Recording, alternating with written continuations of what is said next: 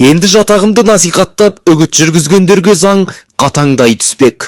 Халық көп шоғырланған орында дінге қатысты жазба таратқандарды құқық қорғау қызметкерлері бірден ұстап әкетіп, әкімшілік жаза тағайындалады. Аталған жағдайға түсіп қалмас үшін діни ақпараттарды қайдан алуға болады? Біріншісі, мемлекеттік және ресми дереккөздерге сүйену.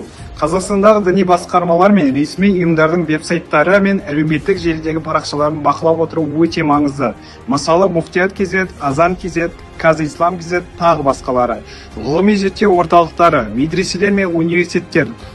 Бұл екінші тарапқа жатады. Дінтану саласындағы университеттердің жарияландары ғылыми мақалалар мен зерттеу жұмыстарында үлкен көмекші болады. Бұл ақпараттың тереңдігі мен дәлдігін қамтамасыз етеді.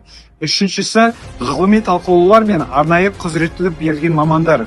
Діни мәселелерді талқылайтын форумдар, блогтар және танымал ғалымдар мен ұстаздардың пікірлерін оқып, тыңдау да пайдалы.